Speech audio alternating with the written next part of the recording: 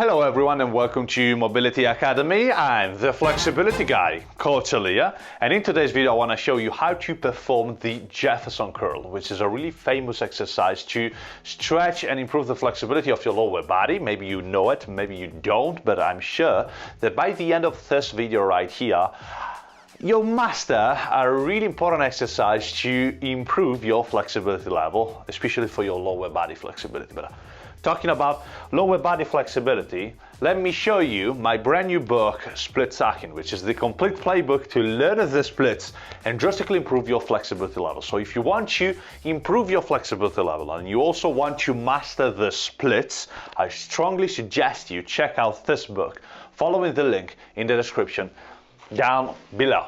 All right, guys? Now, with that said, let's start.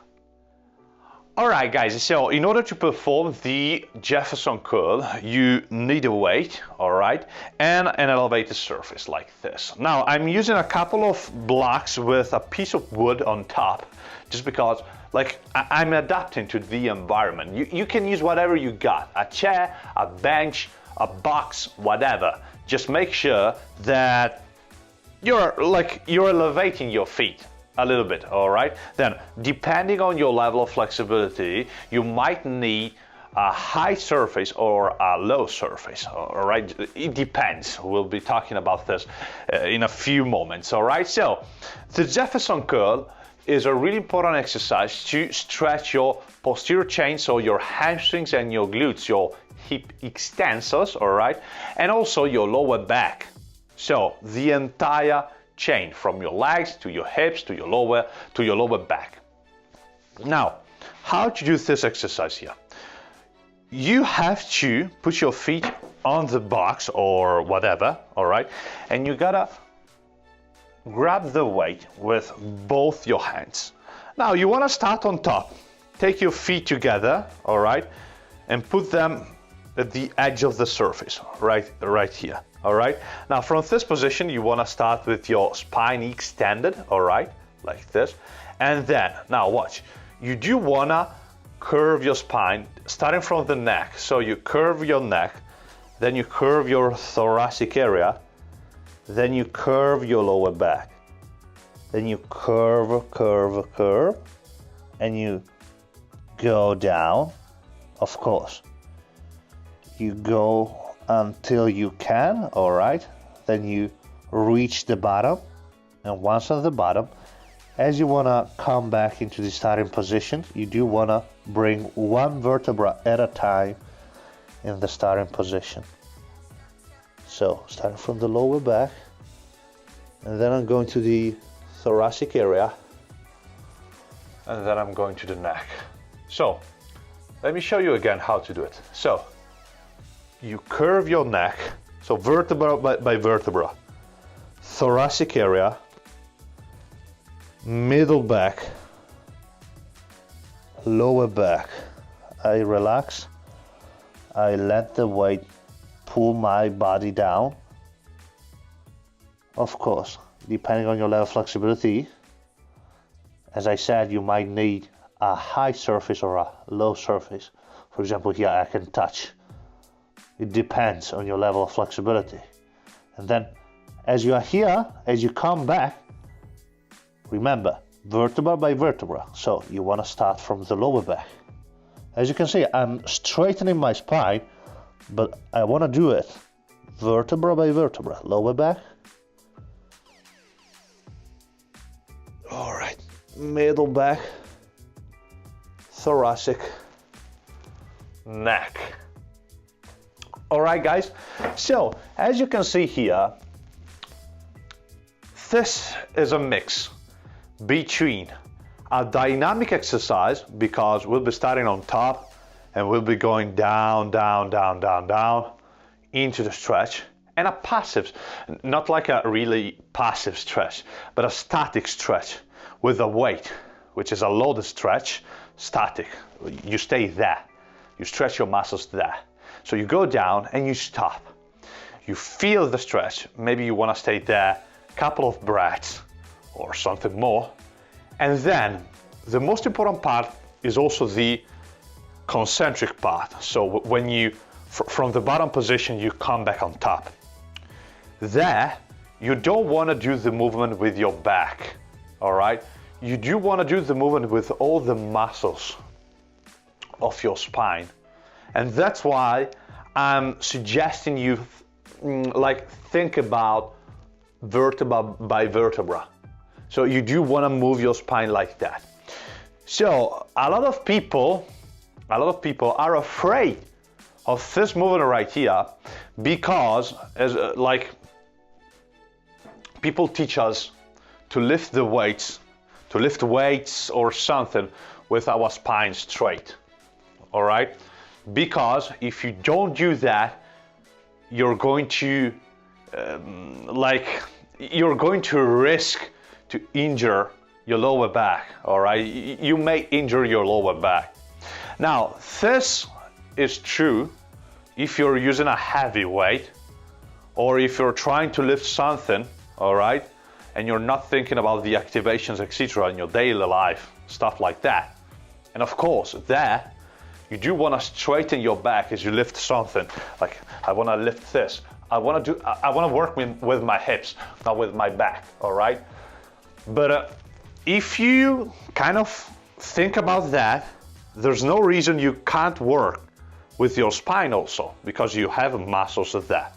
Of course, if you use a weight which is too much for you, of course, you're going to injure your spine, your lower back, etc. Because that is true for almost every exercise in this planet. So it's all about doing this exercise right here with the right amount of weight, all right? Of course, you can't think about this exercise right here done with a weight, which is similar to a weight you can use in a deadlift or something. That's impossible. You gotta understand that you wanna work on this exercise with the correct amount of weight. So, for example, here I'm using 5 kilos. Now you can start here and build up from 5 kilos, 10 pounds or something like that, to 10 kilos, 15 kilos, and see what happens, all right? Now, in terms of repetitions, okay, so you do wanna go down into the stretch and you do wanna come back on top, all right? 3 to 5 is the best range, I think, here for this exercise right here. But the most important thing is that you think about the technique. Think about the technique of this exercise right here. So the major key points are legs straight all the time, okay? You don't have to move your legs here. The legs are completely locked. Your knees are always locked as you go down as well as you come up, all right? The same. Now, second key point, vertebra by vertebra. This is a really strong concept here. So you do want to work on your spine, curving the spine, because that engages your spine erectus muscles, all right? So you do want to start on top from the neck. So you want to curve the neck. Then you want to curve the middle back. Then you want to curve the upper back, of course, before upper back, middle back. Then you want to curve the lower back as well, always curving down. Then as you reach the bottom, I strongly suggest you hold that stretch for a little, maybe a couple of breaths or something more, and then you want to come back on top, following the same key points. So vertebra by vertebra, one vertebra at a time until you reach the top again. All right? So the Jefferson Curl is a really, really important exercise to stretch your posterior chain, to stretch your glutes, to stretch your lower back. I strongly suggest you use this exercise here to improve the flexibility of all these muscles here.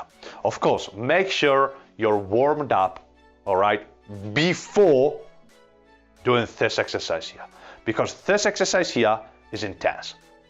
You're using a weight, you're moving your body, so you may do the exercise with a really little weight, all right? So for example, here I'm using 5 kilos. Maybe if I need to warm up a bit, I want to use 1 kilo, 2 kilos, something like that, just to perform the movement and see how it goes and warm up my lower back, my spine. Then I want to do the sets, so I want to stretch, and then I'm going to increase the weight, and I'm going to perform 2 to 3 sets, 3 to 5 reps, all right, of controlled movements, holding the stretch. Every time I go down, I want to hold that deep stretch, couple of breaths, maybe something more, every time. And every time I go down, rep after rep, I want to make sure that I'm trying to increase my range. So every time you go down, make sure that you're going a little deeper maybe, all right? This will allow you to increase your flexibility. Now, you're using a weight here, so you're going to work both on your flexibility and your strength, all right? There's not only flexibility. You're not staying passively in the stretch. You gotta hold the weight here, all right? So make sure that as you improve your range of motion, you improve also a little bit the weight. But you don't have to use a weight which is forcing you to resist to it, because this may injure your lower back, of course, and this may lead you not to gain flexibility, but just to resist it to the weight, and you're not going in your real range of motion, in your real flexibility range of motion. Does it make sense, guys?